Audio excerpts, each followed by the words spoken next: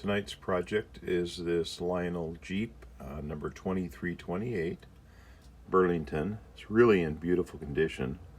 It's got the original red paint around the handrails and the deck, and the silver paint on the plastic shell looks really good, and it runs great, but there's something wrong with it, and the owner has said that the front, the side with the cab, is lower than the back. And I don't know if you can tell by the picture, it's hard to see, but you can really tell when I lift up the cab.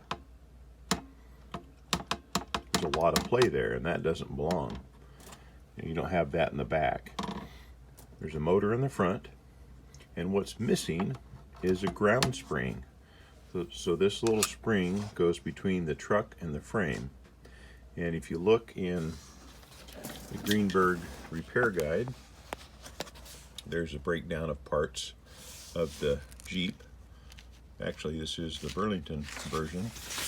The next page, 162, there's a picture of the ground spring as it goes on top of the truck. And it also provides some electrical contact. So we're going to take the shell off and get started on this little repair project.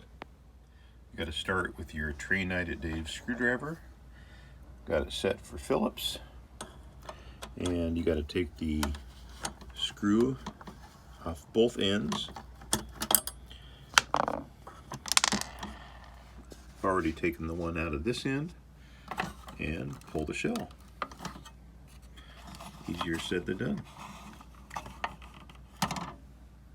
Okay, that was a little tight. But now the shell's off, and you can see how nice this locomotive is. Motor's clean. It's got the horn relay. The battery box is super clean. There's the horn. Both lights work, front and back.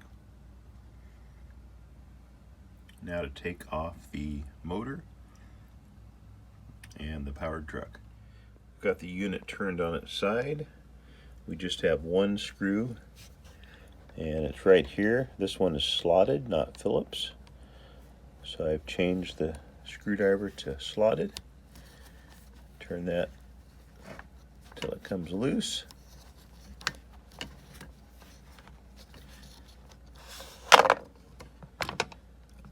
Almost there. All right, now the motor is loose and it comes out, and you can kind of see the frame where the motor rides, and the truck is loose as well. We'll pull that out, and I'm going to add a little grease to that. It doesn't really need to be cleaned out.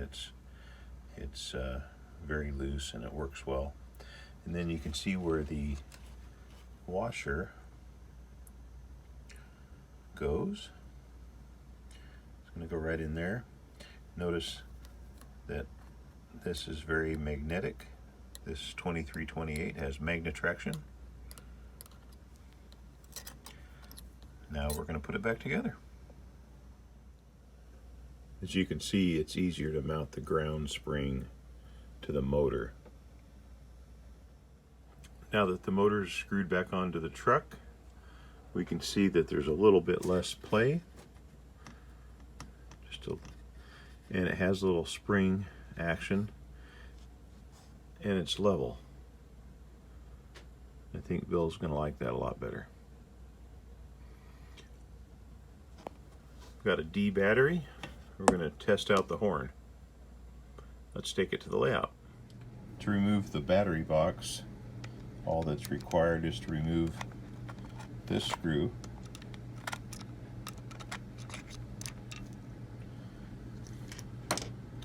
and pop off the lid.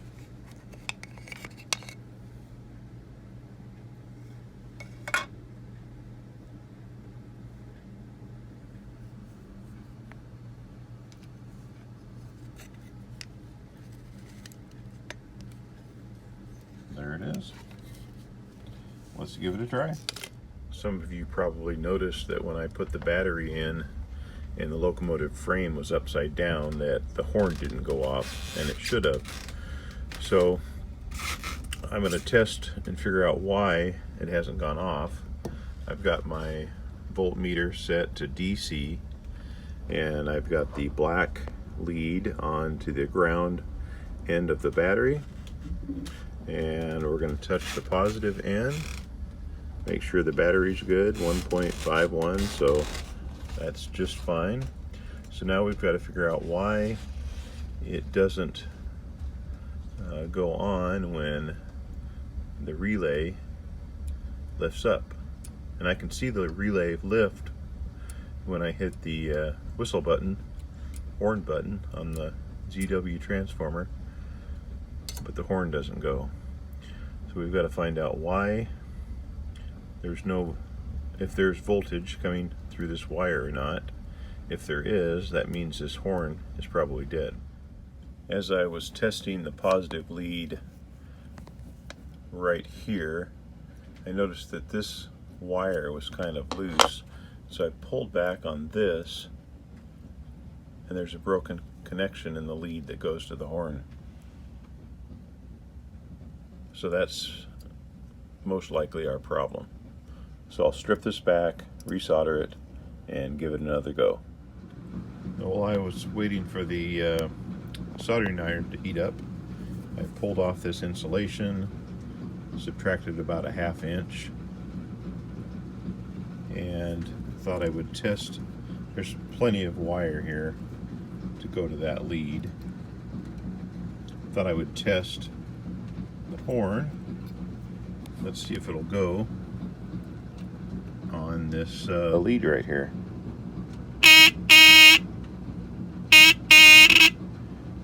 Yeah, the horn sounds just fine. So let's get it soldered and we'll go back to the track. Wire is now soldered in place, but I'm still having problem with the relay, and so I removed it, and I found that I'm not getting a good connection right here. Get something to point at it.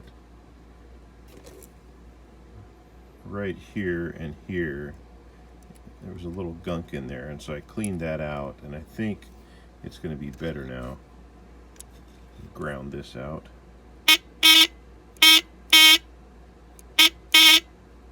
Those two contact points, when they touch now, the horn is working. So put it back together, then I'll go to the track. Finally back at the layout. I think I've spent more time on the horn than I did on the spring washer, just to give it a quick little test.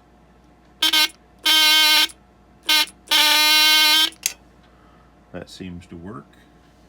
Let's give it some power. Okay, that's in neutral. Oops. The horn set off the reverse unit. Kind of annoying, but it does work.